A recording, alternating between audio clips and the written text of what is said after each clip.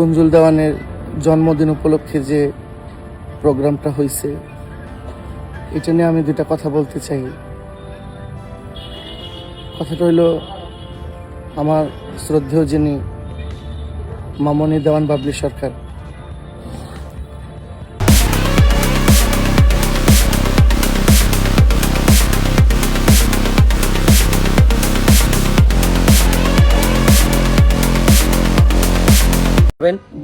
আমি আজকের প্রসঙ্গ দেওয়ান বাবলি সরকারকে নিয়ে কিছু কথা বলতে চাই। যেহেতু আমি বাউল গান গাই, আমাদের বাউলদেরই একটা অংশ তিনি।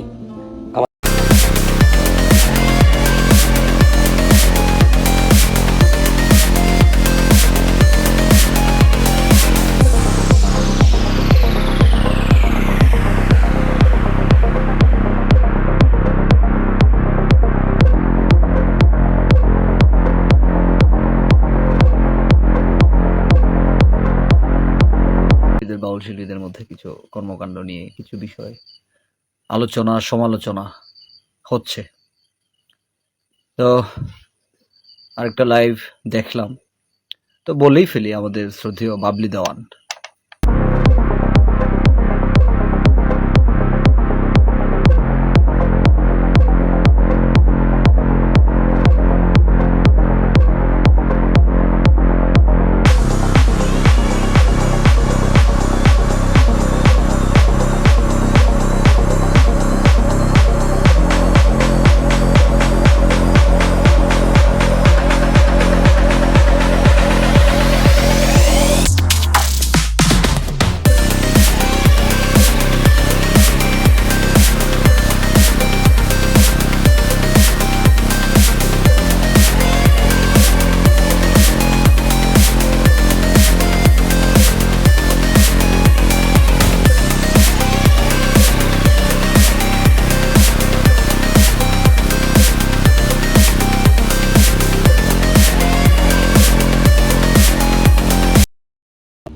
আসসালামু আলাইকুম, সবাই লাইভটা শেয়ার করবেন। আমি আজকের প্রসঙ্গ দেওয়ান বাবলি সরকারকে নিয়ে কিছু কথা বলতে চাই। যেহেতু আমি বাউল গান গাই, আমাদের বাউলদেরই একটা অংশ তিনি, আমাদের শিল্পীদের একটা অংশ, এবং তিনিও বাউল গান করেন। এবং আমাদের বাংলাদেশের বা বিশ্বের বিভিন্ন জায়গা থেকে বিভিন্ন বাউল গানের ভক্ত আশেক গান তিনারা আমাদের এই লাইভ মানে এই ভিডিওগুলো দেখতেছেন। দেখে যার যার জায়গা থেকে অনেকভাবে অনেকেই আমরা অনেক কথা বলতেছি। তো সেই বিষয় নিয়ে কিছু কথা থাকবে, কথা বলতাম না। কিছুক্ষণ আগে আমি তিনার একটা ভিডিও পাইছি, তিনি কিছু কথা বলেছেন। যিনারা ওনাকে নিয়ে লেখালেখি করতেছেন, তিনাকে নিয়ে যিনারা কথা বলতেছেন বিভিন্ন ভিডিও আকারে বিভিন্নভাবে। তো তিনার কথা হলো, আমার ব্যক্তিগত জীবন আমি কিভাবে পরিচালনা করব এটা আমার ব্যক্তিগত বিষয়। আপনারা কেউ দেখলে দেখবেন, না দেখলে চুপ থাকবেন। আসলে ব্যক্তিগত জীবন তখনই ব্যক্তিগত থাকে যখন সেটা চার দেয়ালের ভিতরে, একটা রুমের ভিতরে থাকে। দেখেন, আমার সন্তানকে বা আমার ভাইকে আমি শাসন করার অধিকার রাখি, সব সময় শাসন করার অধিকার রাখি। কিন্তু যখন কোনো বাজারে লাখো মানুষের সামনে তাকে আঘাত করব, তাকে আমি শাসন করার জন্য তাকে আমি আঘাত করব, তখন কিন্তু ওই জায়গায় আরো মানুষগুলা বলবে যে আপনার ভাই হোক, বাবা হোক, যেই হোক, আপনার শাসন গিয়ে বাড়িতে করবেন, বাজারে কখনো সিন্ডিকেট তৈরি করবেন না, বা লোক সমাজে কখনো সিন্ডিকেট তৈরি করবেন না। তখন কিন্তু সে আমার একার থাকে না।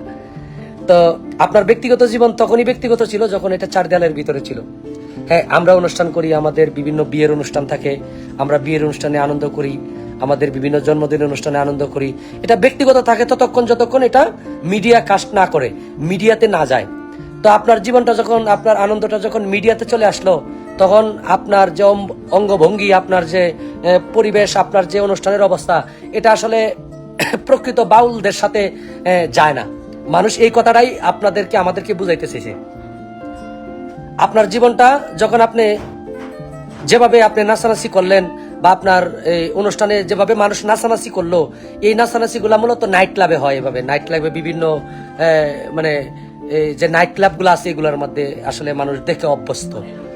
হ্যাঁ, কোন জায়গায় দেখে অবস্থা। আবার আমরা নাইট ক্লাবে যাই না, অনেকে বলতে পারে যে আপনি নাইট ক্লাবের খবর কেমন জানেন। ওই যে বিভিন্ন ছবিতে দেখি বিভিন্ন নাইট ক্লাবের সিনারি যখন ফুটায়া তুলে ওইটা ওই অবস্থায় থাকে। তো আপনি যেভাবে এসে কথা বললেন, আপনি এখানে একটু অনুতপ্ত না হইয়া আপনি শ্রোতাদেরকে দুই কথা বুঝ না দিয়া নিজে একটু ছোট না হইয়া আপনি আপনার ব্যক্তিগত লাইফ যেভাবে ইচ্ছা এভাবে প্রচার করবেন। হ্যাঁ বাবা, আপনার ব্যক্তিগত লাইফ যেভাবে ইচ্ছা এভাবে প্রচার করার অধিকার প্রত্যেকটা মানুষের আছে। কিন্তু অনেক জায়গায় আপনার মদের লাইসেন্স আছে না ভাই? মদের লাইসেন্স অনেকের কাছে আছে, কিন্তু সেই ব্যক্তির কাছে মদের লাইসেন্স আছে বিদায় আপনি এই সার্কিট হাউস লক্ষ লক্ষ ফ্যামিলির সামনে দাঁড়ায় সে মদ খাবে, এটা কি সম্ভব? এই রাইট তার নাই। বাজারে বিভিন্ন রাস্তাঘাটে দাঁড়ায় আসে মদ্যপান করে বা বিভিন্নভাবে সে নিজেকে যে আমার কাছে লাইসেন্স আছে, আমি এটা করতে পারি, সরকার আমাকে লাইসেন্স দিচ্ছে বিদায় এটা লোক সমাজে এটা হবে না। তার ব্যক্তিগত ঘরের একটা সেফ জায়গা আছে। তো আমাদেরও ব্যক্তিগত লাইফ আছে, আমাদেরও ব্যক্তিগত জীবন আছে। আমরাও ব্যক্তিগত জীবনে অনেক কাজই করি, যে কাজগুলা মিডিয়াতে গেলে মিডিয়ার মানুষ আমাদেরকে সেটা সুন্দরভাবে গ্রহণ করবে না। আপনাদের অনুষ্ঠানে যেই ভিডিওগুলা, যেই নাচগুলা প্রকাশ পাইছে, যেই আনন্দটা প্রকাশ পাইছে মিডিয়াতে, এই আনন্দটা আসলে আমার স্ত্রী, আমার মা, আমার বোন, আমার মেয়ে, ছেলে, আমাদের ফ্যামিলির 5 জন মানুষ এই ভিডিওটা দেখতে পারবে না। হ্যাঁ, এটা একটা ফ্যামিলির মা, বাবা, ভাই, বোন মিলে 10 জন মানুষ একত্রিত হইয়া মানে ফ্যামিলিগত ভাবে আমার মাকে নিয়ে যদি দেখি, এই ভিডিওটা আমার মাকে নিয়ে আমি দেখতে পারবো না। সম্ভব? আপনারা কমেন্টস করেন, আপনি নিজের বিবেকের কাছে প্রশ্ন দিন। আমার মা, বাবা, ভাই, বোন নিয়ে কি এই ভিডিওটা দেখা সম্ভব? এই জন্মদিনের আনন্দের যে ভিডিওগুলো প্রকাশ পাইছে এগুলো দেখা সম্ভব? সম্ভব না। যদি কারো ফ্যামিলিতে দেখা সম্ভব থাকে আপনারা কমেন্টের মাধ্যমে জানাবেন। এই জন্য আপনাকে নিয়ে কথা বলতাম না। অনেক মানুষ অনেক খারাপ কাজ করে, আমরা তাদেরকে নিয়ে কথা বলি না, তাদের পক্ষেও যায় না, বিপক্ষেও যায় না। কেন যায় না? তারা শিল্পী না, আমাদের মতো, আমাদের এই বাউল লাইনে তারা না, বাউল শিল্পী তারা না। এই জন্য তাদের ভালো মন্দ নিয়ে কথা বলি না। আপনি বাবলি দেওয়ান যদি সম্মান হানি হয় ইউটিউবে, ফেসবুকে, তাহলে আমরা সকল শিল্পীরা লজ্জা পাই, আমাদের সকল শিল্পীদের লজ্জা হয়, আমরা সকল শিল্পীরা কলঙ্কিত হই। একজন শিল্পী যখন ইচ্ছা করে কলঙ্ক ছড়ায় তখন আমাদের সকলের উপর এটার প্রভাব আসে। কেন করবেন এই সমস্ত কাজ? হ্যাঁ, আপনার ব্যক্তিগত জীবন, এর চাইতে বড় কিছু হইতে পারে, অনেক কিছু করতে পারেন আপনি, এটার ব্যক্তিগত লাইফ। কেন এগুলো মিডিয়াতে প্রকাশ পাবে কেন? আপনি কেন মিডিয়া রাখলেন এখানে? আপনি দেওয়ান বাবলি সরকারকে নতুন করে চিনানোর কি আছে? আপনাকে সারা বাংলাদেশের মানুষ চিনে। নতুন করে আপনার মেয়ের জন্মদিনের কেক কাটার ভিডিও দিবেন, আপনাদের কেক কাটার ভিডিও দিবেন, গান হইলে গানের ভিডিও দিবেন, এই সমস্ত নাচানাচির ভিডিও বিভিন্নভাবে একজন তৃতীয় লিঙ্গের মানুষ নিয়ে গেলেন এখানে, তারা যেভাবে নাচানাচি করছে এই সমস্ত বিষয়বস্তু আসলে ফেসবুক, ইউটিউবে আসলে এগুলা মানায় না। আসলে মানুষ তো ঠিকই বলতেছে, মানুষ যেটা বলছে প্রত্যেকটা মানুষের পক্ষে আমি নয়ন শেখ, তাদের কমেন্টের পক্ষে আমি কেন হবে? একজন বাউল শিল্পীর ব্যক্তিগত জীবনে, হ্যাঁ, আমাদের জন্মদিনে গান হবে, আমরা গান গাই, গান হবে, খাবার দাবার হবে, বিভিন্ন কথাবার্তা হবে, তার জীবনে নিয়ে কথা হবে, তার জন্য মানুষের কাছে দোয়া চাইবো, জন্মদিনের জন্য দোয়া চাইবো, তার শুভ আগমন উপলক্ষে দোয়া চাইবো বিভিন্ন মানুষের কাছে। কেন হবে এই সমস্ত নাচানাচি? বিভিন্ন তৃতীয় লিঙ্গের মানুষ নিয়ে এগুলোর মধ্যে নাচানাচি করবেন, কেন করবেন? এগুলা মানুষ আসলে তখনই মেনে নিত যখন আপনি একজন তরিকতপন্থী মানুষ না হইতেন, আপনি দেওয়ান বাবলি সরকার না হইতেন, তখন এগুলা মেনে নিত। আপনার এই সমস্ত বিষয় তখন মেনে নিত আপনি যদি দেওয়ান বাবলি সরকার না হইতেন। এখন তো মানুষ এগুলো মানবে না, কারণ আপনি বিভিন্ন অলিয়া উলিয়ার যে সমস্ত দরবারের লক্ষ লক্ষ মুরিদান আছে, এই সমস্ত দরবারে বড় করে স্টেজ করে, ওই স্টেজে আপনাকে মানুষ দাঁড় করায়, আমাদেরকে মানুষ দাঁড় করায়। আমার মতো মানুষ যদি বিভিন্ন অনৈতিক বা এরকম কোনো অরুচিকর বিষয়বস্তু ফেসবুক, ইউটিউবে প্রকাশ করি, তখন তো মানুষ এগুলা নিয়ে মন্তব্য করবে, আমাদের বাউল সমাজের উপরে, তরিকতের উপরে একটা বড় ধরনের ধাক্কা সৃষ্টি হবে। এগুলা কেন হবে? আপনাকে এত সম্মান মানুষ দেয়, এত বড় বড় জায়গায় দাঁড়ায় ধর্মের কথা বলেন, হ্যাঁ, ধর্মের পক্ষে কথা বলেন, নামাজের কথা বলেন, রোজার কথা বলেন, ধর্ম কিভাবে মানুষ পালন করবে এই সমস্ত বিষয় নিয়ে কথা বলেন। কেন আপনার মতো একজন গুণী মানুষের জন্মদিনে কেন এই সমস্ত তৃতীয় লিঙ্গের মানুষ দিয়ে নাচানাচি করবে এবং এই ভিডিও কেন ফেসবুকে, ইউটিউবে আসবে? একটা রাইট দিছে কি? এই রাইটটা কে দিল? এটা তো আপনি করতে পারবেন না।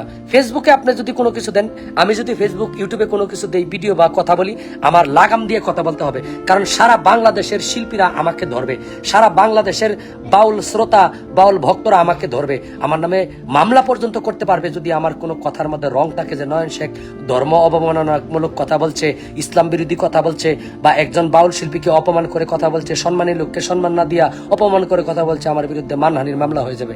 মানহানির অভিযোগে আমি অভিযুক্ত হব। তা আপনার ব্যক্তিগত জীবন তখনই থাকে। আপনি যেভাবে কথা বলছেন এটা আপনার একটা জ্ঞার, ওই জ্ঞারটা আসলে আপনার ব্যক্তিগত জীবনে চলে, বাহিরে চলে না। মানুষ কথা বলবে এই জ্ঞার, দেখেন আপনার এই কথাগুলো কেউ ভালোভাবে নেয় নাই, কেউ ভালোভাবে নেয় নাই। আপনি বাবলি সরকারকে মানুষ সম্মান করে, এখনো করে, ভবিষ্যতেও করবে। আপনি এই বিষয়টা নিয়ে একটু কথা বলবেন, যেভাবে কথা বললে আসলে আপনি এটা বলতে পারতেন যে আসলে আমার ব্যক্তিগত লাইফে যা হয়ে গেছে তার জন্য আমি দুঃখিত। হ্যাঁ, আমার এই লাইফটা আসলে আমার ব্যক্তিগত জীবনের আমার অনুষ্ঠানটা আসলে এভাবে ফেসবুক ইউটিউবে যাওয়াটা প্রচার করাটা আসলে ঠিক হয় নাই, এটা আমাদের ভুলবশতভাবে হয়ে গেছে। হ্যাঁ, এটা আপনি না বলে আপনি সবাইকে বলতেছেন আমার ব্যক্তিগত লাইফ আমি যা ইচ্ছা তা করবো। হ্যাঁ, এটা সবারই রাইট আছে, কিন্তু এটা যেন সোশ্যাল মিডিয়াতে না আসে। কেন আসবে? আপনি একজন তরিকতপন্থী শিল্পী, আপনি একজন দেওয়ান বাবলি সরকার, এটার ওজন যদি আপনি না ধরে রাখতে পারেন, আপনার জায়গায় যদি আপনি নিজেকে সম্মান, নিজেকে শক্তিশালী না করতে পারেন, নিজের সেভ যদি নিজে না করতে পারেন, মানুষ আপনাকে সেভ করে রাখতে পারবে না। যাই হোক, আমার কথায় অনেক ভুল ত্রুটি হইতে পারে, সকলে ক্ষমা করবেন। অনেক কথা বলেছি, আমাদের বলার অধিকার আছে বিদায় আমরা বলছি। আমাদের বলার অধিকার আছে, আমাদের বলার দায়িত্ব আছে, আমাদের বলার অধিকার আছে। আবারও বলবো, আপনাকে নিয়ে আমি কথা বলতাম না যদি আপনি বাউল শিল্পী না হইতেন, আমি বাউল শিল্পী না হইতাম। অনেক মানুষ অনেক খারাপ কাজ করে, অনেক ভালো কাজ করে। হ্যাঁ, আমরা তাদেরকে নিয়ে সমালোচনা বা আলোচনা করি না, কারণ সে আমাদের শিল্পীদের কোনো অংশ না। আপনি আমাদের শিল্পীদের অংশ বিদায় আপনাকে নিয়ে কথা বললাম। আমি বলবো, দেওয়ান বাবলি সরকারকে অনুরোধ করব, আপনি আবার লাইভে এসে বলবেন বা ভিডিও আকারে বলবেন। কিভাবে বলবেন এটা আপনার ব্যক্তিগত ভাবেই বলবেন। আসলে আমরা কেউ সুস্থ অবস্থায় নাই বা কেউ খুশি না আপনার অনুষ্ঠানের এই সমস্ত ভিডিও প্রকাশ পাওয়াতে। আমরা সবাই লজ্জিত, আমরা সবাই দুঃখিত। হ্যাঁ, সবাই ক্ষমা করবেন, আমাদের ভুল ত্রুটিগুলো ক্ষমা করবেন। মানুষ ভুলের ঊর্ধ্বে না, কেউ বড় ভুল করে, কেউ ছোট ভুল করে, সবাই ভুল করে কম বেশি। কারো ভুলটা প্রকাশ পায়, কারোটা প্রকাশ পায় না। আল্লাহ পাক রব্বুল আলামিন আমাদেরকে সঠিক বুঝ দান করুক এবং আমাদেরকে অহংকার মুক্ত রাখুক। সবাই ক্ষমা করবেন। আমি নয়ন শেখকে যেন আল্লাহ পাক সম্মানের সহিত আমাকে যেন বাঁচিয়ে রাখে, আমার দ্বারাই যেন কোনো কলঙ্কের সৃষ্টি না হয়। ভক্তি রইল। ধন্যবাদ সবাইকে। আসসালামু আলাইকুম। আসসালামু আলাইকুম। দেশ ও প্রবাসে যে যেখানে আছেন, আমাদের এই পালা গান, বাউল গান, আমাদের এই লোকগানটা যারা ভালোবাসেন, আপনাদের সবার প্রতি আমার শ্রদ্ধা ভক্তি জানবেন। যে বিষয়টা নিয়ে আজকে আমি কথা বলবো, এটা হলো আমাদের কুঞ্জুল দেওয়ানের জন্মদিন উপলক্ষে যে প্রোগ্রামটা হয়েছে, এটা নিয়ে আমি দুটা কথা বলতে চাই। কথাটা হইল, আমার শ্রদ্ধেয় যিনি মামনি দেওয়ান বাবলি সরকার, অনেক ফেসবুক পেজে, অনেক আইডিতে আপনাদের এই জন্মদিনের এই অনুষ্ঠানটা প্রচার হয়েছে।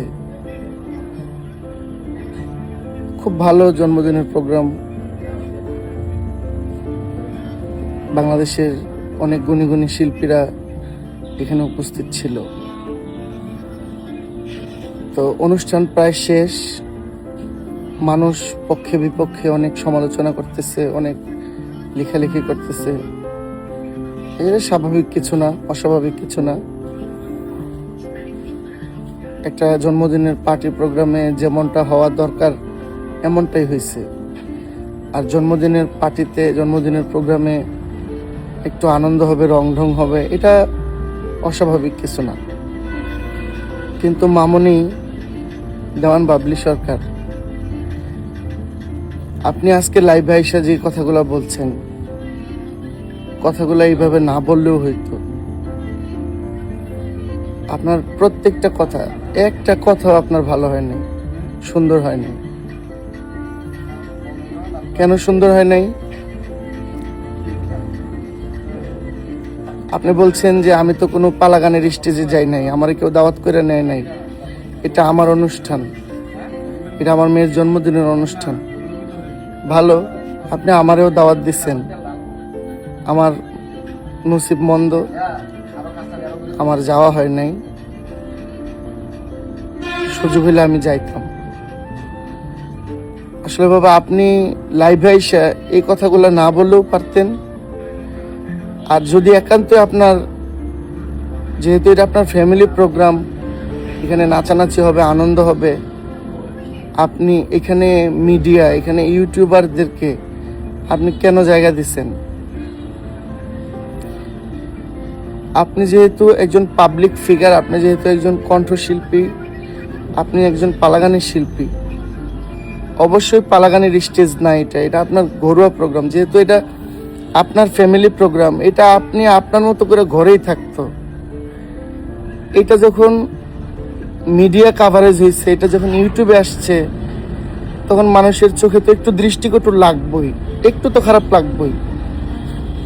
এখানে যারা নাচানাচি করছে আমি সবাইকেই চিনি, সবাই আমার পরিচিত, অনেকেই আমার পরিচিত। বিশেষ করে পলি আপা, উনি থার্ড জেন্ডার একজন মানুষ, অত্যন্ত মন মানসিকতা ভালো একজন মানুষ। ওনারা যেভাবে নাচে, ওনাদের জন্য এই নাচ ওনাদের জন্য যথেষ্ট ভালো। ওনারা এইভাবেই নাচে। যে কোনো অনুষ্ঠানে, আমি ওনাদের দাওয়াতে কয়েক জায়গায় অনুষ্ঠান করছি। ওনাদের আতিথেয়তা, ওনাদের আচরণ, ওনারা যে শিল্পীদেরকে যে পরিমাণ মহব্বত করে ভালোবাসে, এটা আমার নিজের চোখে দেখা।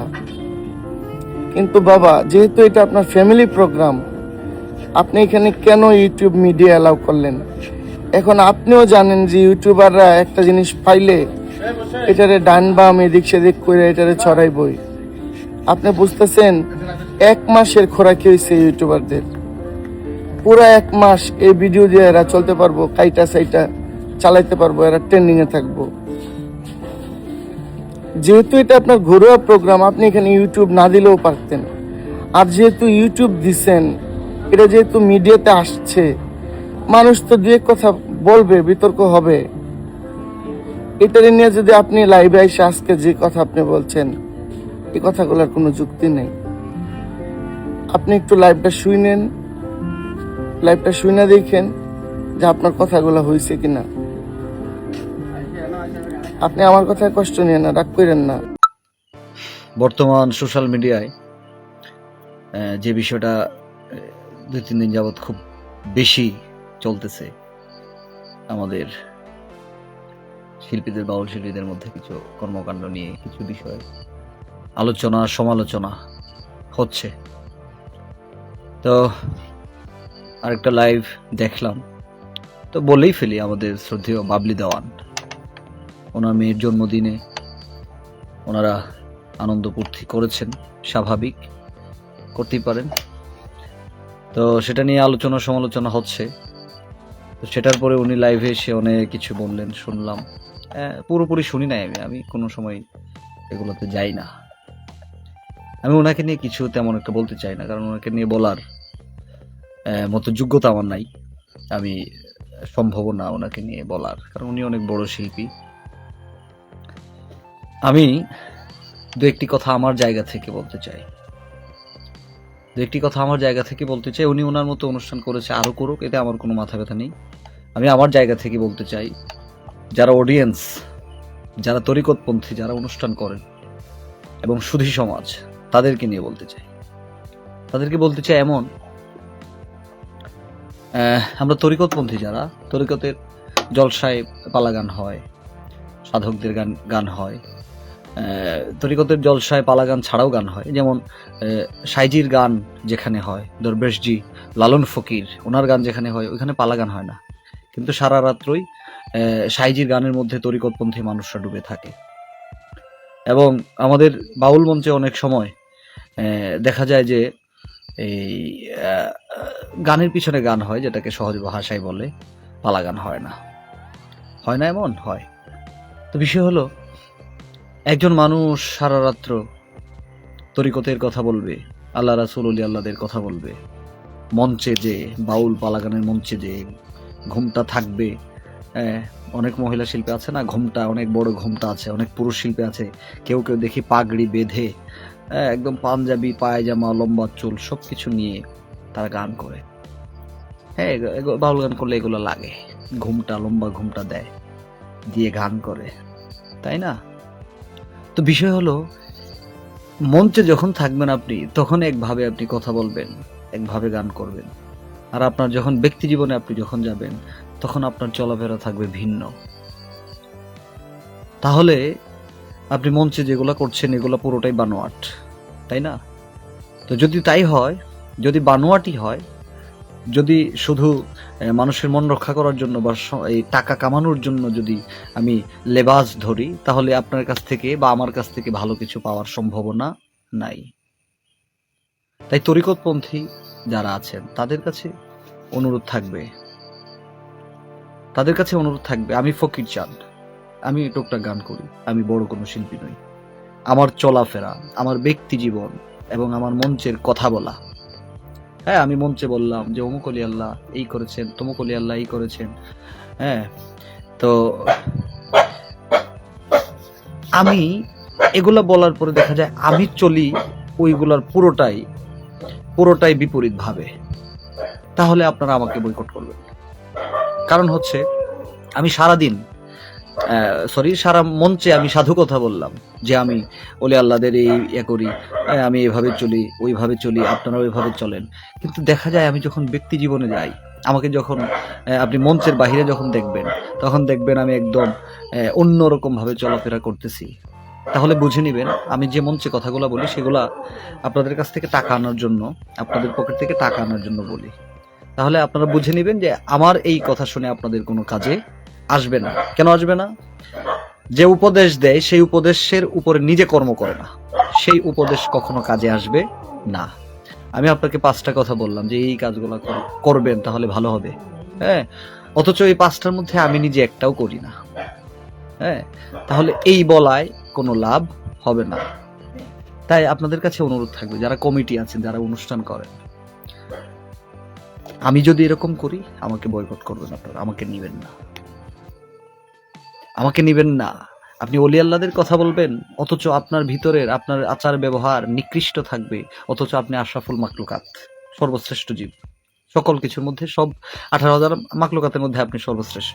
আপনি মঞ্চে থাকলে আপনার রূপ একটা, আর আপনি যখন অন্য জায়গায় থাকবেন তখন আপনার রূপ আরেকটা। তাহলে এই মানুষ থেকে দূরে থাকতে হবে, নয়তো ঝামেলা আছে। আমি কথাগুলো এই কারণে বলছি, আমাদের বাবলি দেওয়ান শ্রদ্ধেয়, উনি ওনার বিষয়ে তো কথা বলেছেন, উনি আপনারা জানেন অনেক ভিডিও ভাইরাল হয়েছে। তো ওনার পক্ষে কিছু মানুষকে দেখলাম আজকে ফেসবুকে পোস্ট করতেছে যে মানুষের ব্যক্তি জীবন আছেই, স্বাভাবিক ব্যক্তি জীবন আছে, তবুও ব্যক্তি জীবন থাকার পরেও আপনার একটা বিষয় মাথায় রাখতে হবে যে আপনি যে কাজই করছেন সেই কাজটা আপনার সাথে যাচ্ছে কিনা, আপনার সাথে সেই বিষয়টা যাচ্ছে কিনা। যদি না যায় তাহলে সেটা করতে পারেন না।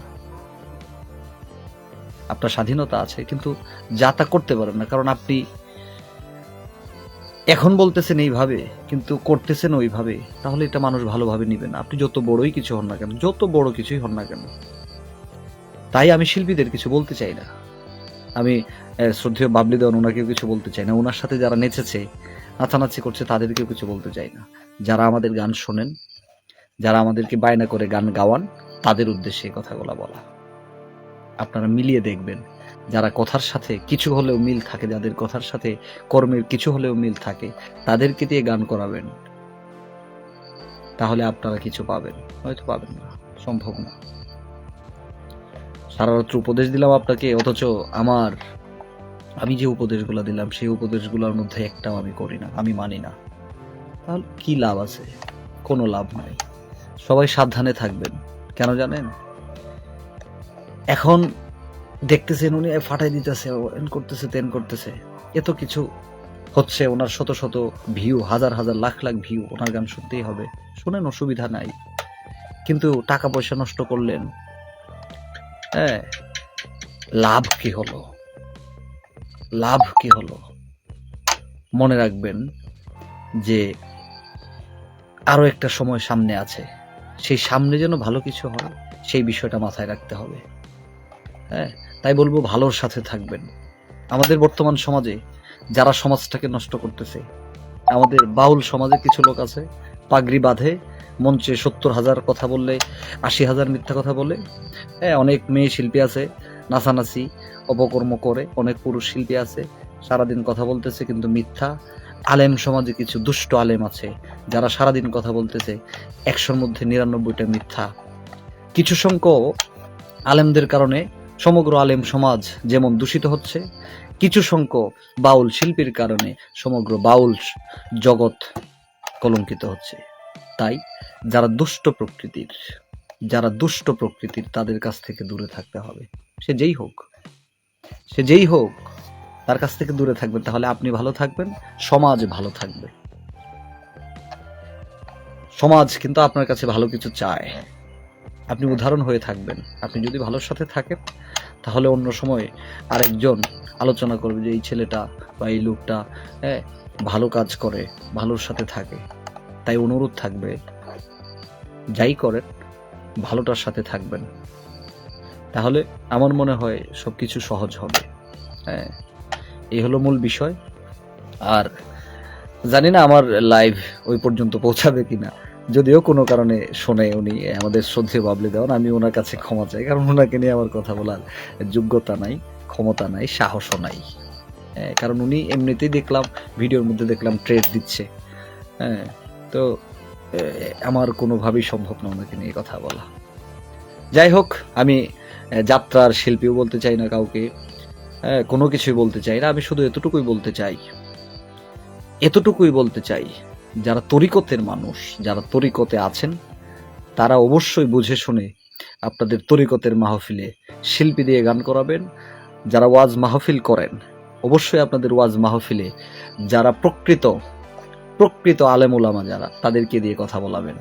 যারা বিভিন্ন খারাপ কর্ম করে এখন সোশ্যাল মিডিয়ায় ভাইরাল, সে আলেম সমাজের কেউ হোক, বাউল সমাজের কেউ হোক, তাদের কাছ থেকে দূরে থাকতে হবে, কেননা তাদের কাছ থেকে ভালো কিছু পাওয়া সম্ভব না। এই 2-1 দুষ্টদের জন্য আলেম সমাজও দূষিত হচ্ছে, বাউল সমাজও দূষিত হচ্ছে। সে বিধায় তাদের কাছ থেকে দূরে থাকবেন। আমার কথায় যদি কেউ কষ্ট পেয়ে থাকেন, আল্লাহর হস্তে ক্ষমা চাই। কারণ হচ্ছে আমি এই কথাগুলো বলতাম না, কিন্তু বাউল গান করি তো, আর জীবনে কয়েকজন প্রকৃত বাউলদের সংস্পর্শে থাকার সুযোগ হয়েছে। কয়েকজন সঠিক ধারার বাউল শিল্পী যারা, তাদের সাথে চলার সুযোগ হয়েছে। তার মধ্যে আমার গুরুজি বাউল কিতাব আলী সাহেব ছিলেন, প্রয়াত হয়েছেন। বাবুশ্রী সুনীল কর্মকার, এখন বাউল সিরাজউদ্দিন খান পাঠান সাহেব আছেন। অনেকের সাথে সঙ্গ করার একটু সুযোগ হয়েছে। তাই যখন খারাপ কর্মগুলা দেখি তখন রক্তটা টকবক করতে থাকে, কিন্তু করার কিছু নাই। আমি যদি 5 জনকে বলি যে এই করেন না, তাহলে আমার কথাটা মানবে না, কারণ আমি খুব ছোট একজন মানুষ। তবু আমার জায়গা থেকে আমি বললাম আপনাদেরকে।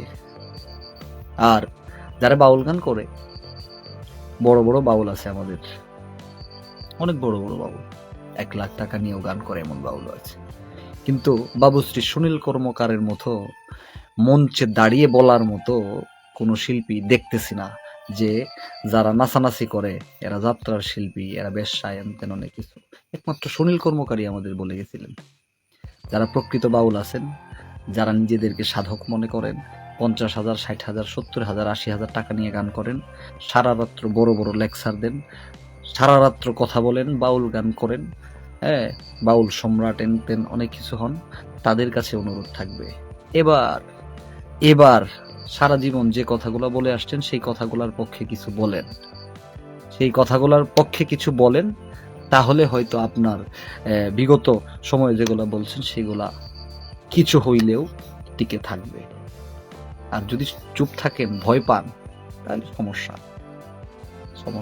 যাই হোক, ক্ষমা চাই, সবাই ক্ষমা করবেন। যারা যুক্ত ছিলেন সকলের প্রতি সালাম, শ্রদ্ধা, কৃতজ্ঞতা যে আপনারা আপনাদের মূল্যবান সময় দিয়ে আমার সাথে যুক্ত আছেন। এটাই তো। আরো কয়েকজনকে দেখলাম একটা বিষয়, তারা অনেকে লাইভে এসেছে, কথা বলেছে, আমি তাদের প্রতি কৃতজ্ঞতা জানাই। দরকার যারা বর্তমান সময়ে বাউল গানটা নিয়ে কাজ করছেন, তারা যদি চুপ থাকেন, আপনি যদি প্রতিবাদ না করেন, তাহলে খারাপ বিষয়টাকে আপনি প্রশ্রয় দিলেন, তাই না? তাই প্রতিবাদ করতে হবে, যার যে জায়গা থেকে করতে হবে। এই হইল বিষয়। সুধী সমাজ যারা আছেন, তাদের কাছে অনুরোধ থাকবে, আপনার রক্ষা করতে হবে। হ্যাঁ, রক্ষা করতে হবে। তো আমি আমার পেজে কিছু লিখেছিলাম যে বাউল গানটা শিখে লজ্জার মধ্যে আছে। অনেকেই কমেন্ট করছে যে আপনার মতোই, বা আপনি না, হয়তো আপনাদের মতোই বড় বড় উস্তাদ যারা আছে তাদের ছাত্রছাত্রীরা এমনগুলা করে। হ্যাঁ, তো আমি তাদেরকে ধন্যবাদ জানাই যারা এই কমেন্টগুলো করেছেন। এই কথাটা হঠাৎ করে মনে পড়লো। এখন উস্তাদ যারা আছেন তারা অনেকেই বলে থাকেন অনেক সময় যে আমার এতগুলি ছাত্র, আমার এতগুলি ছাত্রী, এরা সারা বাংলাদেশ গান করতেছে। তাদের কাছে অনুরোধ থাকবে যে শুধু উস্তাদ বললেই ছাত্র হিসেবে গ্রহণ করে নিয়েন না। হ্যাঁ, যদি সৎ উপদেশ না দিতে পারেন তাহলে দরকার নাই, একটু বিরত থাকেন। হ্যাঁ, একজন গার্জিয়ানের দায়িত্ব, সে বাবা হোক, উস্তাদ হোক, স্কুলের মাস্টার হোক, শিক্ষক হোক, তাদের দায়িত্ব হচ্ছে সঠিক সুন্দর যে পথ, সেই পথটা দেখিয়ে দেওয়া। হ্যাঁ, আমাদের সমাজে অনেক উস্তাদ আছে যাদেরকে দেখছি, আমি এখনো দেখি, তারাই এখন এই কথা বলতেছে যে এইগুলা কইরো না, আবার যখন তার ছাত্রছাত্রীরা সামনে থাকে তখন একদম চুপ হয়ে আছে। কেন? সালাম করে 500,000 টাকা দেয় বলে? এই জন্য আপনার এই ছাত্রছাত্রীদেরকে কিছু বলেন না? অনুরোধ থাকবে, এগুলা করবেন না। আপনারা যদি শাসন না করেন তাহলে হবে না। যারা উস্তাদ আছেন তাদের কাছে অনুরোধ। আমার উস্তাদ প্রয়াত বাউল সাধক বাউল কিতাব আলী সাহেব, উনি যে সময় গান থেকে নিজেকে গুটিয়ে নিয়েছেন, উনি চাইলে আরো 15 বছর 20 বছর গান করতে পারত। হ্যাঁ, কেন করেন নাই জানেন? যখন এই বাউল সমাজে অশ্লীলতা এসে আস্তে আস্তে ঢুকে গেছে, তখন উনি নিজেকে গুটিয়ে নিছিল। ওনাকে জিজ্ঞাসা করতাম যে চাইলেই তো আপনি গান করতে পারতেন, কিন্তু কেন করছেন না? এবং ওনার কাছে অনেকেই আসতো গান শেখার জন্য, এবং উনি তাদেরকেও ফিরাই দিত। যে সময় আমি আমার গুরুজির কাছে গেলাম, সেই সময় উনি ছাত্রছাত্রীদেরকে গ্রহণ করতেন না। এই জন্য বলতো যে এরা গান শিখবে তো দু একটা শিখা তারা তাদের ইচ্ছা অনুসারে তাদের মতো করে গান গাইবে, টাকা আর পিছনে দৌড়বে। সে বিধায় গান শিখানোর ইচ্ছাটা এখন আর নাই। একটা সময় উনি এই অবস্থায় ছিলেন। আমি যখন ওনার কাছে যাই, বেশ কয়েকজনকে নিয়ে, আমার এলাকার বেশ কয়েকজন গণ্যমান্য ব্যক্তিদেরকে নিয়ে তারপরে ওনার কাছে যাইতে হয়েছে। ওনাকে বুঝাইতে হয়েছে যে আপনি ওকে কিছু শেখান, আমরা চেষ্টা করব ওকে ভালোর দিকে রাখার জন্য। তারপরে যখন বেশ কয়েকজন মিলে ওনার সাথে কথা বলছে, তারপরে উনি রাজি হয়েছেন। আর এখনকার সমাজে দেখা যায় যারা নিজেরাই 5টা গান ভালো করে গাইতে জানে না, তাদেরও 10 জন ছাত্র আছে, ছাত্রী আছে, নাম বলতেছে অমুক আমার উস্তাদ, তমুক আমার উস্তাদ, কিচ্ছু বলে না, নিজেরাই কিছু জানে না, আবার শিখাচ্ছে। তাদের কাছে অনুরোধ থাকবে, দয়া করে আপনার ছাত্রছাত্রীদেরকে বোঝাবেন। যদি ভালো রাস্তায় আনতে পারেন তাহলে বলবেন আপনার নাম বলার জন্য, নয়তো বাদ দিবেন।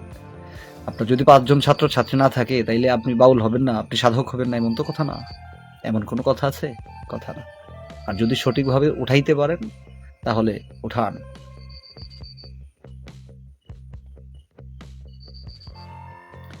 যাই হোক, অনেকগুলা কথা বলে ফেললাম। কথাগুলা কি বেশি বড় হয়ে গেছে কিনা জানি না। যদি বড় হয়ে থাকে তাহলে ক্ষমা চাই। আসলে সহ্য হয় না, এগুলা সহ্য হয় না। এখন হয়ে গেছে এমন, তরিকতের মধ্যে অনেক পীরদেরকে দেখা যায় লেবাস, অনেক বড় বড় সুন্দর সুন্দর লেবাস, কিন্তু ভিতরে কিছু নাই। আলেম সমাজেও অনেক লেবাসধারী আলেম আছে, বাউল সমাজেও কিছু লেবাসধারী বাউল, যাদের কারণে প্রকৃত আলেম ওলামা যারা, প্রকৃত পীর মাশায়েখ যারা, প্রকৃত বাউল সাধক যারা, তারা কলঙ্কিত হচ্ছে। এই হলো বিষয়। কষ্ট লাগে আর কি,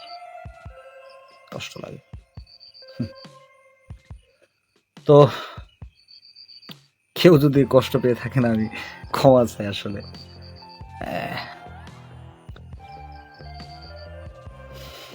অনেকেই যুক্ত আছেন, ধন্যবাদ জানাই। হ্যাঁ, টাকাটাই আসলে এমন একটা বিষয় হয়ে দাঁড়াইছে, টাকাটা এমন একটা বিষয় হয়েছে। আর আরেকটা বিষয়, উস্তাদদেরকে নিয়ে তো কথা বললাম যে উস্তাদরা এত ছাত্রছাত্রী করার দরকার নাই। এখন কিছু মা বাবা আছে, এখন কিছু পিতামাতা আছে যারা তাদের সন্তান সন্ততি দিয়ে গান বাজনা করায়। হ্যাঁ, তারা কি করে,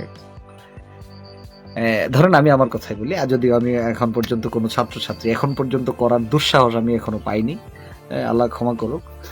বিগত সময়ে আমার করার ইচ্ছা নাই, আমি নাদান মানুষ, ক্ষমা করুক। আমি আমাকে দিয়ে বলি, অন্য কারো নাম না বলি। আমার কাছে একজনকে নিয়ে আসলো যে আপনি ওর উস্তাদ, ওকে গান শিখাবেন, হ্যাঁ আপনার হাতে দিয়ে গেলাম, তারে গানটা আপনি শিখাবেন।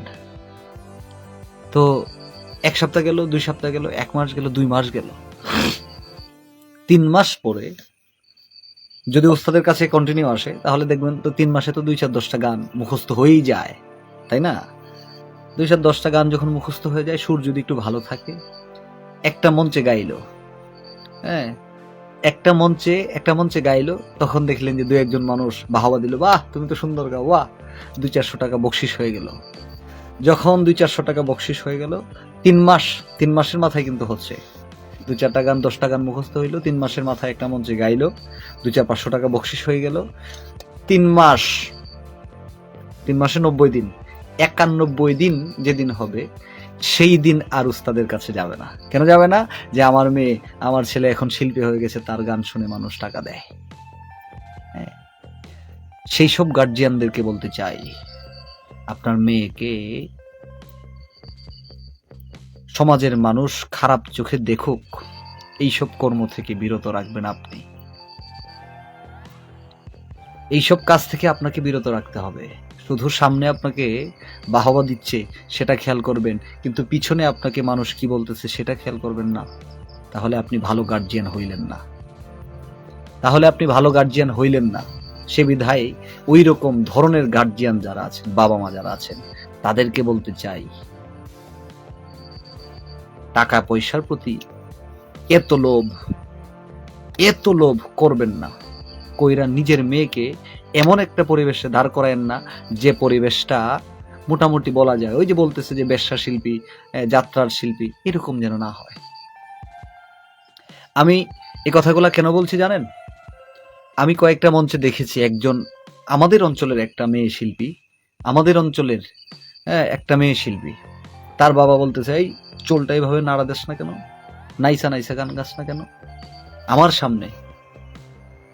এটা আমার দেখার বিষয়, আমি চোখে দেখছি, যে কারণে নিজের অভিজ্ঞতা থেকে বলতেছি। ওইসব গার্জিয়ানদের কারণেও মেয়ে শিল্পীরা নষ্ট হয়, ছেলেরাও নষ্ট হয়ে যায়। এখন ছেলেরা কেমনে নষ্ট হয়ে যায়? ওই যে কয়েকদিন আসে উস্তাদের কাছে, পরে আর আসে না, টাকার পিছনে চলে যায়। একটা গানের মধ্যে 10 জনের নাম বলে, অমুক ভাই তমুক ভাই বললা, তারাও নষ্ট হয়ে যায়। আপনি এখন তাকায় দেখেন, যারা বাউল গান শুনেন, এখানে অনেকেই যুক্ত আছেন যারা সবসময় বাউল গান শুনেন, এখন দেখেন তো একজন উস্তাদের পিছনে সুন্দরভাবে সময় দিচ্ছে এরকম ছেলে কয়টা পাবেন? এমন কয়টা ছাত্র পাবেন, এমন কয়টা ছাত্রী পাবেন যে উস্তাদের পিছনে, বড় বড় উস্তাদ যারা আছে তাদের পিছনে 2 বছর 3 বছর সময় দিচ্ছে গান শেখার জন্য? কয়টা পাবেন? পাবেন না। একটা ছাত্রকে 2 মাস 3 মাস দেখবেন, সর্বোচ্চ 6 মাস দেখবেন, 6 মাস পরে আর উস্তাদের কাছে তার যাওয়ার কোনো দরকার নাই। তাহলে এদের কাছ থেকে ভালো কিছু আশা কেমনে করবেন? এদের কাছ থেকে ভালো কিছু আশা করা সম্ভব না। এই গান হচ্ছে গুরুমুখী বিদ্যা, শিক্ষার কোনো শেষ নাই। আপনি যতদিন পর্যন্ত বেঁচে থাকবেন ততদিন পর্যন্ত শিখতে হবে, এটাই হয়ে আসছে। কিন্তু 6 মাস গেলেই পরে আর উস্তাদের প্রয়োজন হয় না। তাই যারা গার্জিয়ান আছেন, গার্জিয়ানদের কাছে অনুরোধ থাকবে, আপনি আপনার ছেলে অথবা মেয়ে যদি গান করাতে চান, তাহলে সঠিক ধারার, মূল ধারার যেটা বাউল গান, সেটা করাবেন। নয়তো সমাজ আপনাকে ভালো চোখে দেখবে না।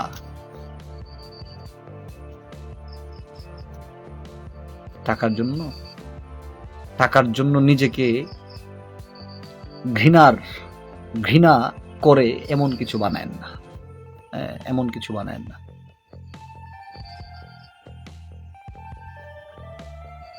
টাকা কম ভালো, আপনি যত টাকা কামাই করবেন, ততই আপনার দরকার হবে। আপনি 500 টাকা কামাই করলেন, এই 500-র মধ্যে মজা বেশি। 5 লাখ কামাই করলেন, এটার মধ্যে অশান্তি বেশি। সে বিধায় একটু কমের দিকে থাকবেন, তাহলে ভালো আমার মনে হয় আর কি। আমি এটা আমার ব্যক্তিগত ধারণা থেকে বললাম। যাই হোক, আল্লাহ পাক সবাইকে বোঝার তৌফিক দান করুক। আমাকেও আল্লাহ পাক যেন তার দয়ার দৃষ্টি, রহমতের দৃষ্টিতে রাখেন। এই হলো বিষয়। যাই হোক, আপনার দিয়ে একটা প্রোগ্রাম করাতে চেয়েছিলাম সিলেট হবিগঞ্জ জেলায়, কত টাকা হলে আপনি করবেন? হ্যাঁ ভাই, এখন এই বিষয়টা নিয়ে কথা বলার মতো মুড নাই ভাই। কত টাকা হইলে করব, এখন এই বিষয়টা নিয়ে কথা বলার মতো মুড নাই, কারণ মেজাজ খুব খারাপ আছে। যাই হোক, সবাই ক্ষমা করবেন। চলে আসলাম লাইভে কথা বলার জন্য, অনেকক্ষণ কথা বললাম, এই হলো বিষয়। তবে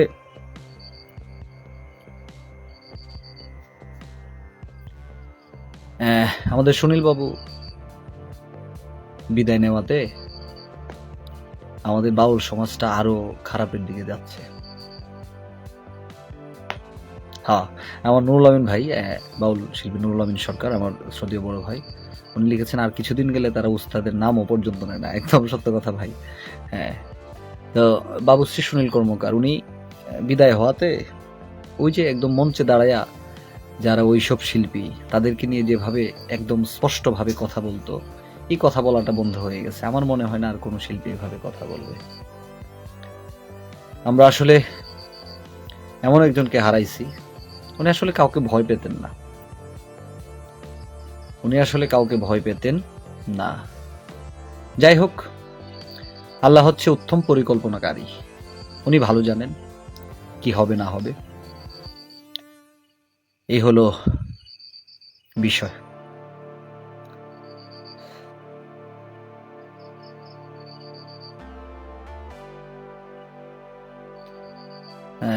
আমাদের মাস্টার সাহেব, রানা মাস্টার সাহেব, গতকাল আমি বোকা ছিলাম, তখন জগৎ পরিবর্তন করতে চাইছিলাম, আজ আমি চালাক, তাই নিজেই পরিবর্তন হয়ে নিলাম। হ্যাঁ,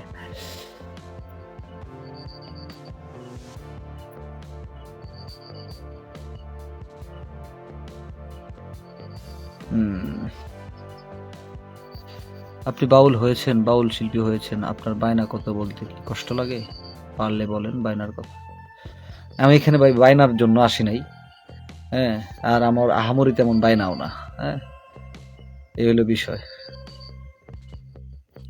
আমি আহামরি কোনো টাকা পয়সা নিই না। এই হলো বিষয়। দেলোয়ার সাহেব, আমাদের তন্নি সরকারের বাবা, যুক্ত হয়েছেন। গান মনে হয় বিদায় নেবে। হ্যাঁ, যে অবস্থা, বলার কিছু নাই।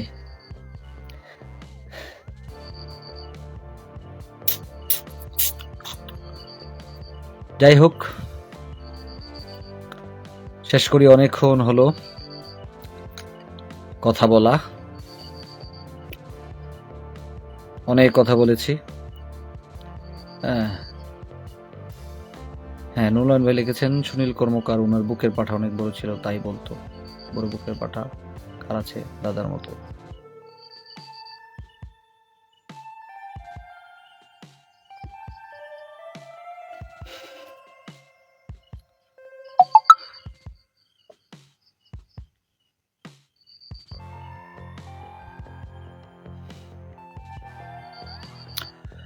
তো কেউ যদি কষ্ট পেয়ে থাকেন, ক্ষমা চাচ্ছি। আমি ভুলের ঊর্ধ্বে নই, ভুল হওয়াটাই স্বাভাবিক। ক্ষমা চাই, ক্ষমা করবেন ছোট ভাই বন্ধু হিসেবে। এ বলে বিদায় নিচ্ছি। যারা যুক্ত ছিলেন সকলের প্রতি কৃতজ্ঞতা, যে আপনাদের মূল্যবান সময় নষ্ট করে আমাকে সময় দিয়েছেন, সকলের প্রতি কৃতজ্ঞতা। শুভরাত্রি, আসসালামু আলাইকুম।